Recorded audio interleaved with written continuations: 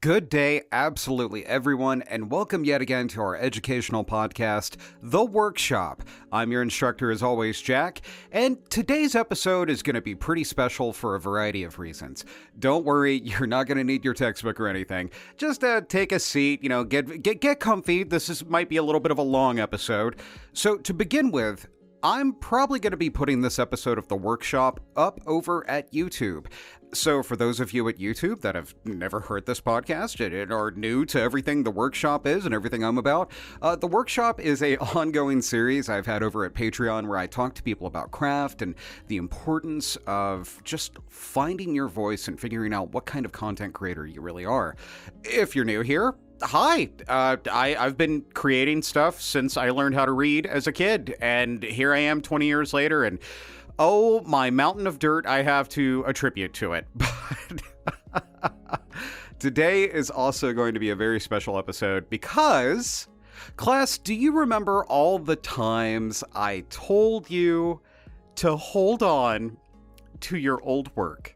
You remember that, right? And how I stressed the importance of holding on to these things, if for no other reason than to see how far you've improved, or maybe to recycle that old idea that you didn't necessarily have the skills or talent for at that time. Oh, buddy, so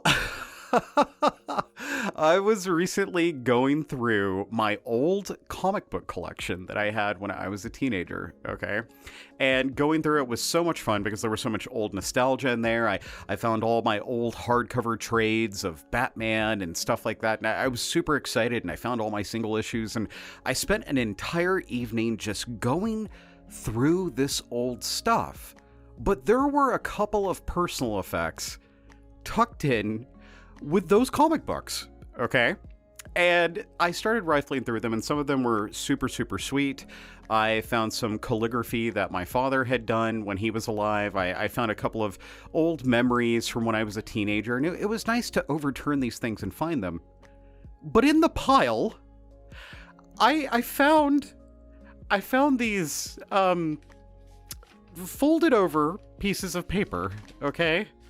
This is 16-year-old college rolled, I should say, notebook paper. And, well, do you ever look back at your old stuff and you're like, wow, I was really going through it. Like, I faced so much adversity, and yet here I am on the other side of all of it, and I'm okay. I'm doing all right. Oh God, I'm embarrassed to read this. So I definitely was going through something because I found a handwritten story from when I was a teenager. And as many of you know, I used to write a lot. That's actually how Splathouse Fiction got its start. More specifically, I used to write erotica, a lot of it. And that was during the early, 2015, 2016 Tumblr days. Oh, God, where do I even start? So that has been a thing I have more or less done my entire life, as it turns out. I completely memory hold that I used to write this kind of stuff when I was young, okay? And I'm really hoping that this doesn't get pulled on YouTube standards and practices or whatever, wrote down or anything. But I found a vampire femdom bondage story called Dear Diana that I wrote as a very young man. And I have not read much more than a few opening paragraphs of this story. And what I read was incredibly embarrassing. I can't believe I used to write like this. Holy shit. Who hurt me was basically the first thing I walked away with this. So today, I'm going to read Dear Diana in all of its complete, over-the-top, overtly dramatic glory for all of you. And today's lesson is, don't be ashamed of your old stuff. Definitely still hold on to it. And don't be afraid to show it to other people, because, again, that is a gauge of how far you have come in a small amount of time, even. Because this was, oh gosh, these have got to be 20 No. It'd be like, oh god, this has got to be early 2000s. Holy shit. I used to date my stuff. I wish I had actually done that here. All right, everybody, to properly set the mood, I want all of you to get very, very comfortable, very, very goth, very in your feelings. Listen to The Cure, maybe that'll help, okay? As I read, Dear Diana. Dear Diana, don't bother to look for me, though I'm certain by the time this reaches you, you'll be well on your way. Funny that the determination I used to so admire in you will be what finally takes me. Honestly, I'll take oblivion over bondage any day. I do wonder if you'll even bother with me, however. I'm just another misplaced toy among the dozens of discarded others, right? I've no doubt that you've an army of poor gents ready to be impressed to your service. Cows to the slaughter, the whole lot of them. And yet, speaking as one of the first in their ranks, I can hardly blame them. Beautiful women, regardless of their ensuring treachery, are the bane of even the strongest backs. I empathize with them, as we share brotherhood through mystery. Why do we follow the pale, pretty strangers into the woods? I've tried to answer it countless times over the years, often giving up completely? Oh god, my handwriting's so bad. Often giving up completely, only to have the trail enlightened a decade later, taking up the hunt anew. And being a hunter myself, I thought I could come to understand you better. Yet every newfound idea simply confided in the same conclusion. You were as cold as the death you reaped, and as damned as any who bothered to speak in your presence. They writhe in a self-made hell, and there you are, temptress in salvation, ready to free them. You disgusting whore. And yet, I'm hardly any better. After all, I could have wrote this at any point.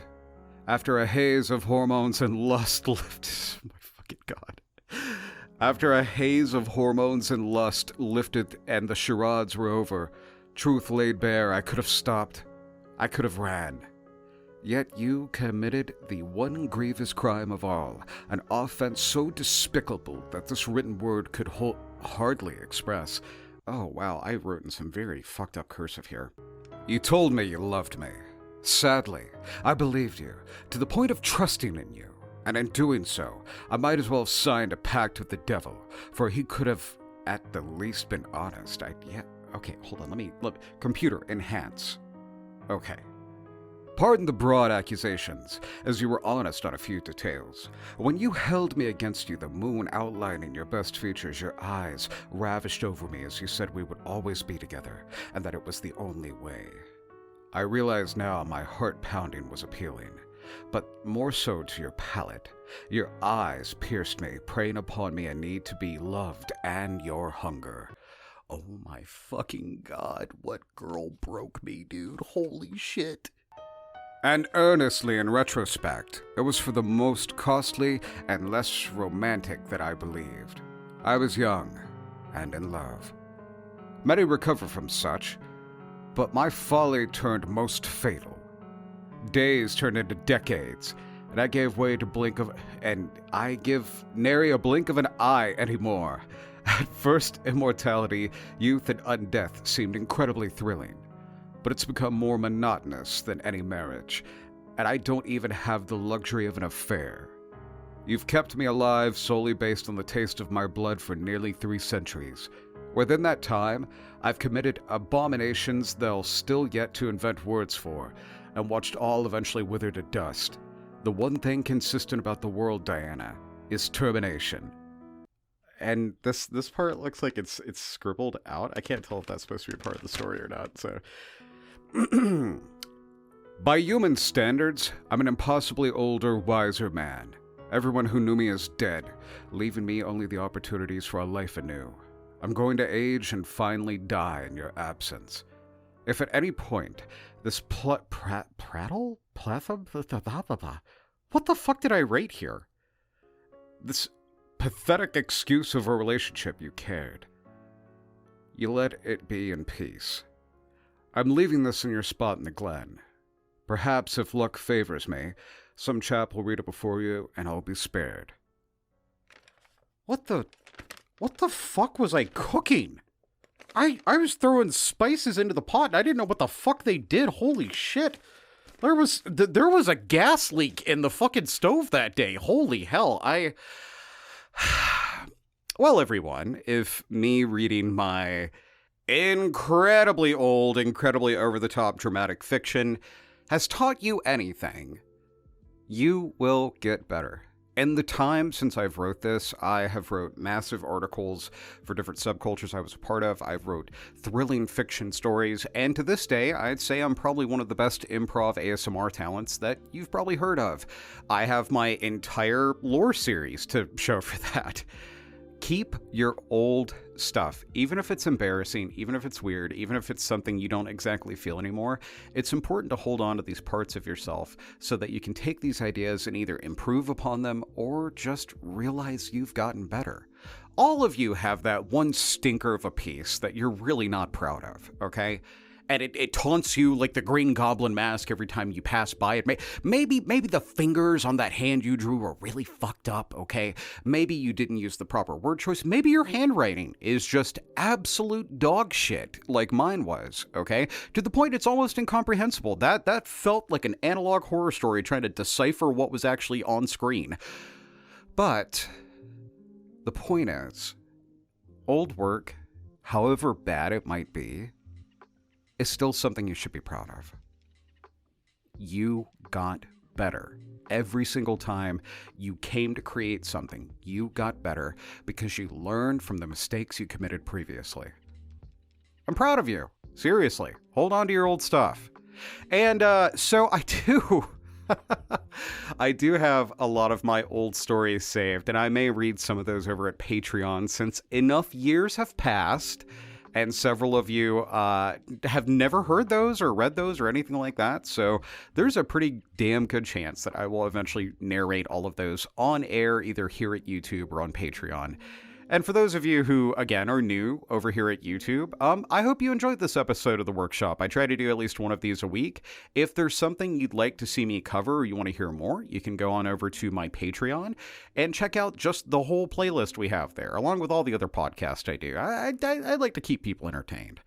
Take care, everybody, and go out there and make something.